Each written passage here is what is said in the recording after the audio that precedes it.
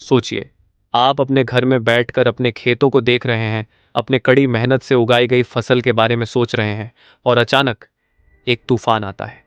वो सब कुछ नष्ट कर देता है। एक पल में आपकी सारी उम्मीदें, आपके सारे सपने और आपका भविष्य खत्म हो जाता है।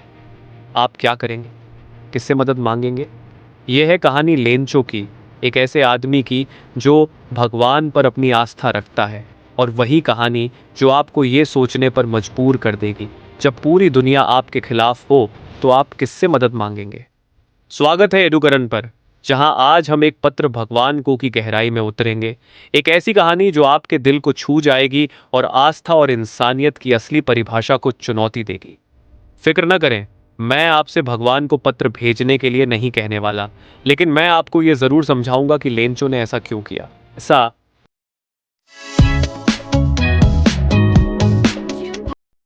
एक छोटा सा घर, चारों ओर मक्के के खेत और एक पहाड़ी इलाका, यह है लेंचो का जीवन। एक साधारण किसान जिसका पूरा जीवन उसकी खेती पर निर्भर था। उसके लिए फसल ही जीवन था। वो जो भी करता उसी के आसपास होता था। क्या आप भी खुद से यही सवाल करते हैं? जैसे आप स्कूल में कड़ी मेहनत करते हैं या अपने सपनों को पूरा करने के लिए दिन रात मेहनत करते हैं, तो सोचिए, अगर कोई एक पल में आपकी सारी मेहनत छीन ले। लेंचो के लिए बारिश भगवान का आशीर्वाद था। जब भी बादल घेरते वह प्रार्थना करता था, क्योंकि बारिश का मतलब था फसल और फसल का मतलब था जीवन। लेकिन फिर जो हुआ वो अविश्वसनीय था। एक भयंकर ओलावृष्टि आती है और सारी फसलें तबाह हो जाती हैं। लेंचो का भविष्य एक ही पल में खत्म हो जाता है। सोचिए, आप अपनी मेहनत को खोकर क्या करेंगे? क्या आपका हौसला टूट जाएगा? लेकिन लेंचो का जवाब बिल्कुल अनोखा था। हार मानने के बजाय वह कुछ ऐसा करता है जो शायद ही कोई और करता। वह भगवान को एक पत्र लिखता है। हाँ, आपने सही सुना, भगवान को पत्र। आपने कभी अपने माता पिता से पैसे मांगने के लिए पत्र लिखा है, या फिर अपने शिक्षक से और समय देने के लिए? लेकिन भगवान को पत्र भेजना, वह तो सच में अगला कदम था। लेंचो का पत्र सीधा था, लेकिन उसकी भावनाएं गहरी थीं। वह लिखता है, भगवान, मुझे 100 पैसों भेजो ताकि मैं अपनी फसल फिर से उगा सकूं। वह बिना झिझक के अपनी ज़रूरत मांगता है, क्योंकि उसके लिए आस्था ही सब कुछ थी। अब सोचिए, लेंचो की आस्था इतनी मजबूत थी कि वह यकीन करता था कि भगवान उसे ज़रूर मदद करेगा। क्या यह हमें नहीं सिखाता कि आस्था और विश्वास कितनी ताकतवर चीज़ें होती हैं? जब सब कुछ बिखर जाता है तो बस विश्वास ही हमें आगे बढ़ने की ताकत देता है। अब कहानी में एक बड़ा मोड़ आता है। लेंचो का पत्र एक डाक कर्मचारी के पास जाता है, जो इसे देखकर चौंक जाता है। सोचिए, आप डाकघर में काम कर रहे हैं और किसी का पत्र आता है जिसमें भगवान को पैसे भेजने की मांग की जाती है। क्या करते? लेकिन डाकघर के कर्मचारियों ने हंसी उड़ाने के बजाय कुछ खास किया। उन्होंने अपने पैसे इकट्ठा किए, न 100 पैसों बल्कि 70 पैसों, और लेंचो को भेज दिए। वे चाहते थे कि मदद हो जितना हो सके।